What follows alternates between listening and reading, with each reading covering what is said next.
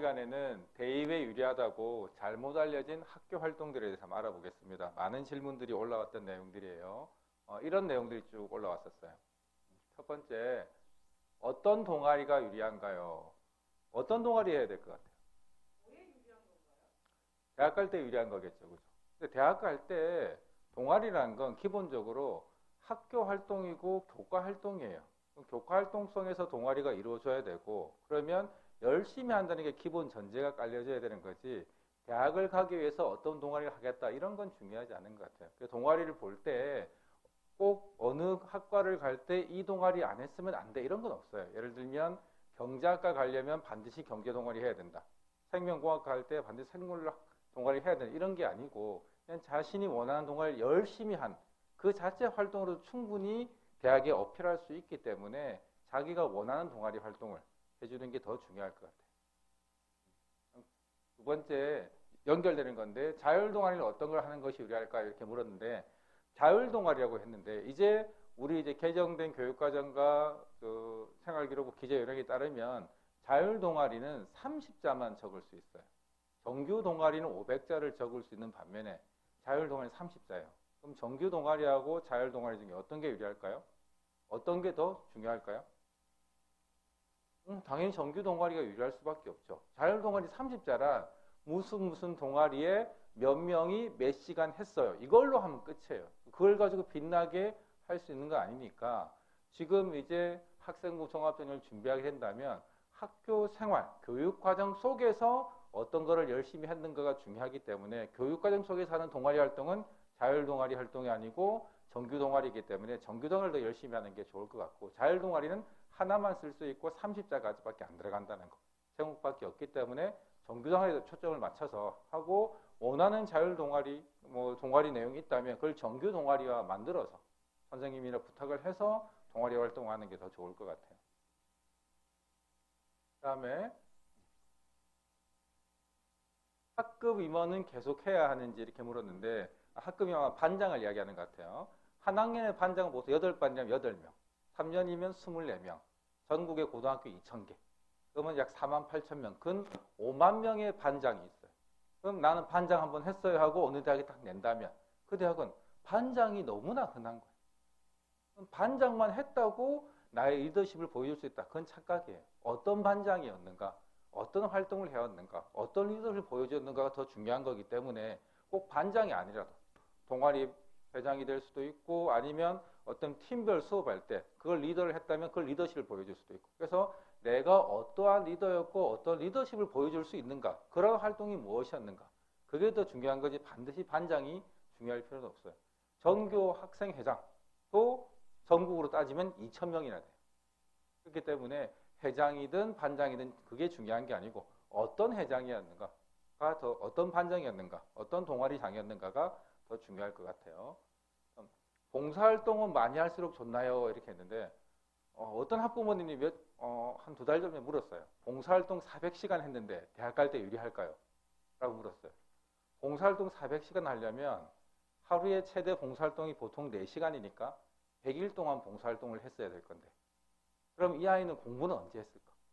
사정관들 입장에서 365일 중에 학교 수업 시간이 있을 건데 그때 빼고 나서 봉사활동 다 가려면 얘는 토요일, 주말, 그다음에 평일 노는 날 전부 다 봉사활동 하러 갔을 건데 대한민국 고등학생이 봉사활동만 하고 공부만 안 한다면 과연 학업 역량, 공부를 잘한다, 열심히 한다 이렇게 표현할 수가 없을 수도 있을 것 같아요. 그래서 봉사활동은 시간의 절대량이 중요하기보다 나는 이런 쪽에 관심이 있고 이런 뭐 인성을 가지고 있는 아이예요 보여줄 정도면 그 정도면 충분할 것 같아요.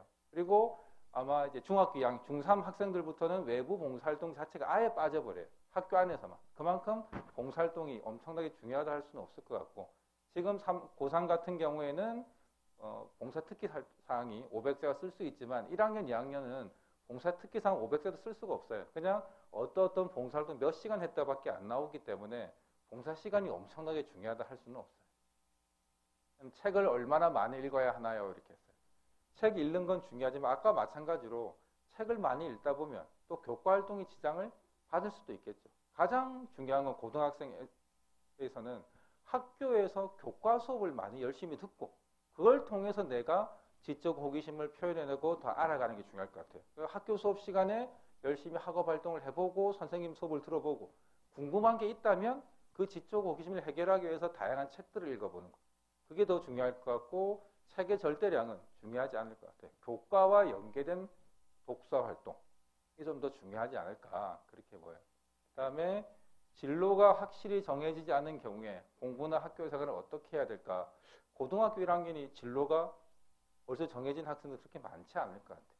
그래서 부산시 교육청에서는 고등학교 1학년 때 진로 디자인 학기 이렇게 해서 진로 선생님하고 담임 선생님하고 내 진로에 대해서 어떤 게 내가 관심이 있는가 흥미 있는가 알아보는 시간을 가지게 되어 있어요. 그래서 진로 수업 시간에 충분히 알아보면서 해결해 나가는 것도 좋지 않을까. 그래서 2학년 올라갈 때쯤 돼서 내가 자연계열 트랙을 탈지 인문계열 트랙을 탈지 한번 확인해보고 찾아가는 거.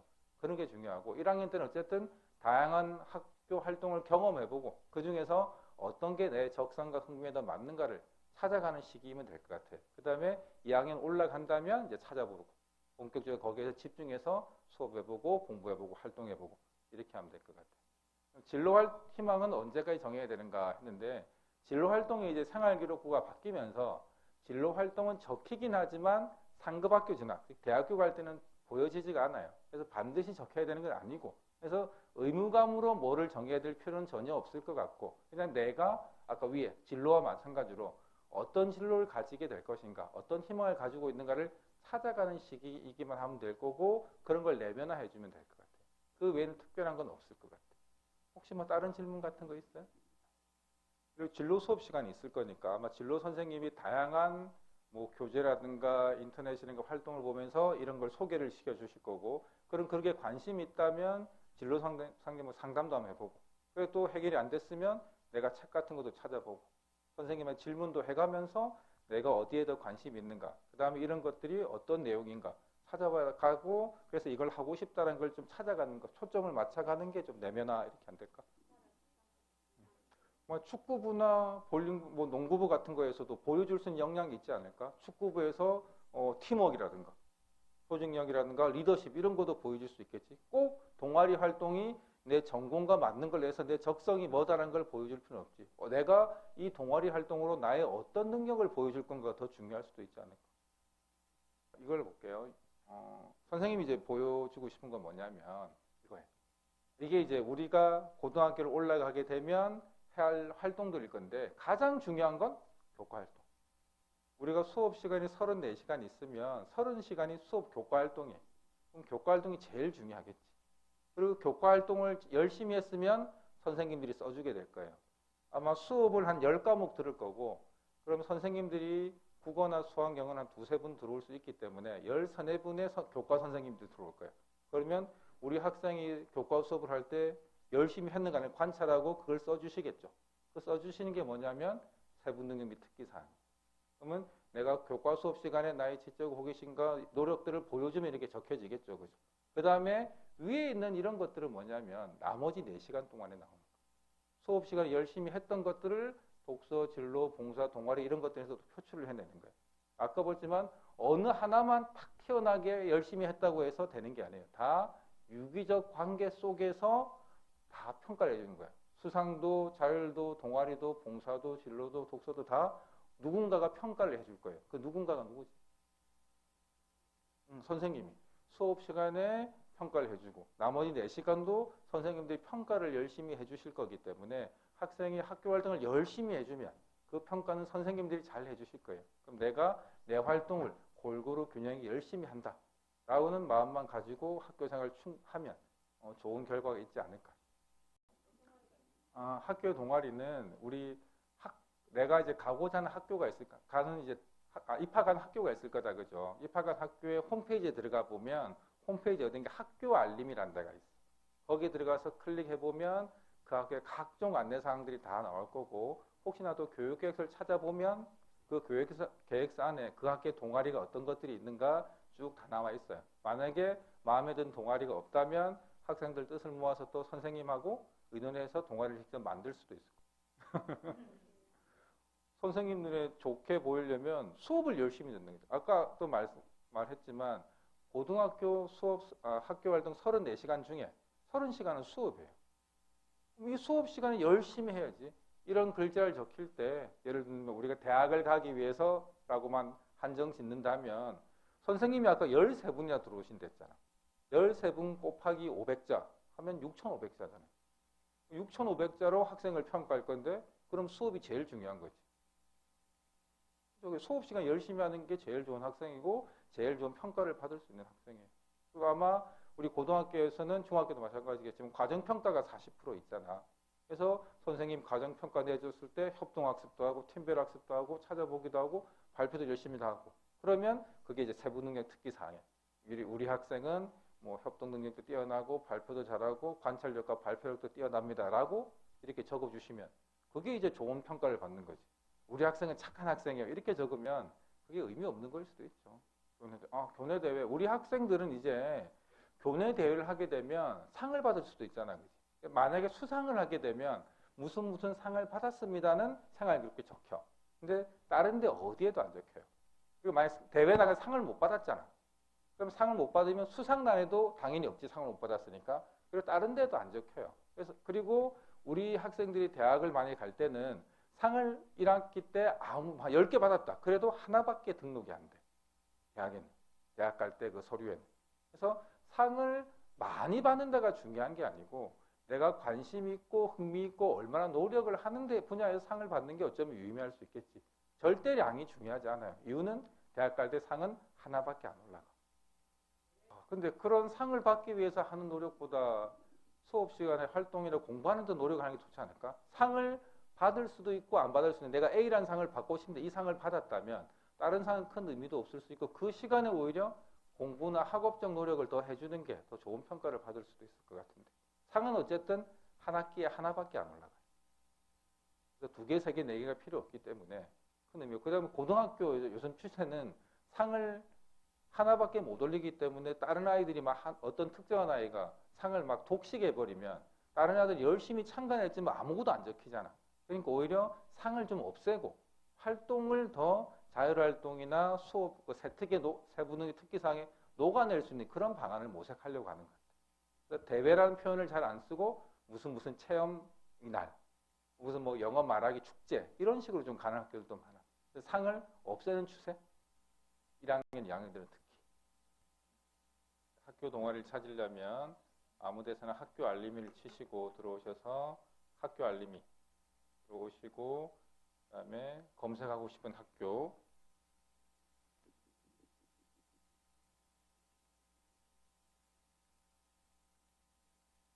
치시고 그래서 전체 항목 열람 하시고 3번째 동아리 활동 현황 치시면 내려보시면 예문이 동아리 운영 현황 해서 전체 동아리 숫자가 쭉 다 나오고요. 자율 동아리 숫자도 이렇게 다 나옵니다.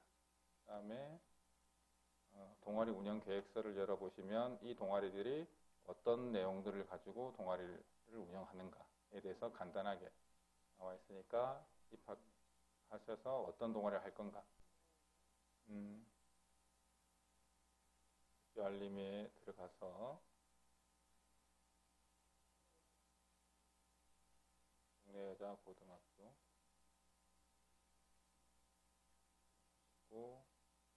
홈페이지에 들어가셔서 소개 학교교육계획서 보시면 교육계획서가 다 들어있습니다. 눌러보시면 나오게 돼 있고요. 열기 쭉 있고 아래 보시면 기본 계획이 있고 어떤 정기고 연관 계획서가 쭉 나와 있고요. 수상 치려면 컨트롤 F 하셔서 수상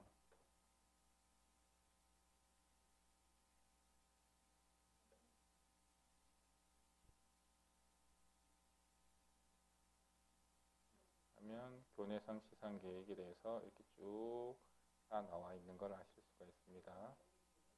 그 다음에 밑에는 이 학교에는 교내에 대해서 어떻게 해서 수상을 하고 언제 하고 어떤 내용으로 하는가에 대해서도 쭉 다 나와 있네요.